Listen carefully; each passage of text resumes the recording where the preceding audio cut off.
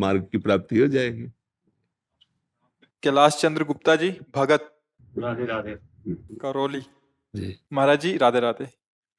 महाराज जी, जीवन में पूर्ण विश्रांति यानी संपूर्ण परमानंद की प्राप्ति का सहज सरल मार्ग बतलाएं। हमारे को तो एक ही बात समझ में आई है कि जितने भी हमारे द्वारा कर्तव्य कर्म हैं वो भगवान को समर्पित हो और हमारी कोई भी श्वास भगवान के स्मृति से खाली न जाए, पक्का भगवत प्राप्ति हो जाएगी। गोस्वामी तुलसीदास जी कहते हैं, मैं शपथ पूर्वक कहता हूं, भगवान शंकर को साक्षी करके कहता हूं, अगर जरा भी मिथ्या हो तो मेरी जबान गल जाए, रा और मां इन दो अक्षरों ने मुझे परम विश्राम दे दिया।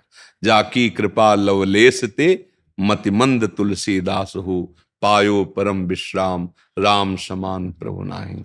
दो जीवन में है, एक स्मृति एक क्रिया। तो क्रिया तदर्पिता अखिलाचारिता और स्मृति तद स्मरणेन परम व्याकुलते। देवर्षि नारद जी के वचन है। जितने भी आचरण करो वो शास्त्र सम्मत हो और भगवान को समर्पित हो और अंदर ही अंदर नाम चल रहा हो, बस सहज में भगवत प्राप्ति हो जाएगी। भगवान गीता जी में भी कहते हैं, अनन्य चेता सततम यो माम स्मृति नित्य सहा तस्याहम सुलभा पार्थ नित्युक्तस्य योगिना। जो मेरा अनन्य चिंतन करता है मेरे से युक्त होकर, मैं प्रभु का हूं। युक्त होने का मतलब मैं भगवान का हूं, भगवान मेरे हैं, मेरा चिंतन करता है, उसे मैं सहज में प्राप्त हो जाता हूं। सीधी सरल बात है। जो आचरण हो शास्त्र सम्मत हो और भगवान को समर्पित हो और एक एक श्वास हमारी खाली न जाए, नाम युक्त जाए, तो भगवत प्राप्ति निश्चित हो जाएगी। और तो फिर विस्तार, तो फिर शास्त्रों का बहुत बड़ा विस्तार, सहज में बात समझ रहे हैं आप? इसमें कोई संशय आपको?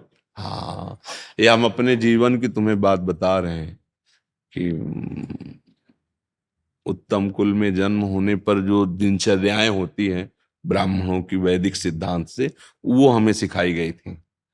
वहां से लेकर छोटी एक वर्ण परंपरा से लेकर के फिर नैष्ठिक ब्रह्मचर्य, फिर महावाक्य संन्यास, पूरी यात्रा, सब का सार, साधनाएं भी भगवत कृपा से, तो सबका सार ये पाया है जो हम बोला है, तदर्पिता अखिलाचारिता तद स्मरणेन परम व्याकुलते थे।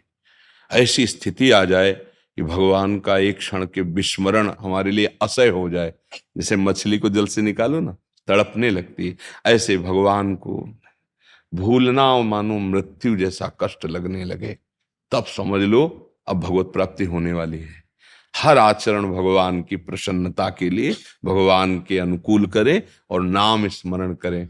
जैसे दो लकड़ियों के रगड़ने से अग्नि पैदा हो जाती है, अरण्य मंथन यद्यपि दिखाई नहीं देता, पर रगड़ करो तो अग्नि पैदा हो जाएगी। ऐसे जवान में नाम रगड़ने से अध्यात्म शक्ति प्रबल हो जाती है। अगर नाम रूपी मणि जी रूपी द्वार पे हो, या जिभ्यागे वर्तते नाम तुभ्यम, तो अंदर भी आनंद बाहर भी आनंद, अंदर भी प्रकाश बाहर भी प्रकाश। जीवन का सार है नाम जप करते हुए जो कर्तव्य है, किसानी, व्यापार, नौकरी, जो भी करते हो वो भगवान को समर्पित कर दो। मान लो 8 घंटा ड्यूटी की, भगवान को कि 8 घंटा में जो भी हमसे गलती क्षमा करो। ये 8 घंटा में आपको जो भी स्मरण किया उसके साथ एक कर्म आपको वो कर्म समर्पण आपको भगवत प्राप्ति करा देगा। और नाम स्मरण, नाम स्मरण नहीं चल रहा तो फिर गड़बड़ है। नाम स्मरण यही भगवत प्राप्ति में कठिनता है। देखो भजन कहाँ हो पाता है, निरंतर नहीं हो। हम थोड़ी देर तो जपते हैं, फिर वो संसार, फिर वही, इसी का अभ्यास करना है। सोवत हूँ रसना रटे राधा कृष्ण सुनाम। सो रहे पर जिब्या से निकल राधा कृष्ण राधा कृष्ण राधा कृष्ण। भक्त जनों को नींद में भी भगवान की स्मृति रहती है। कैसे पता चलता है?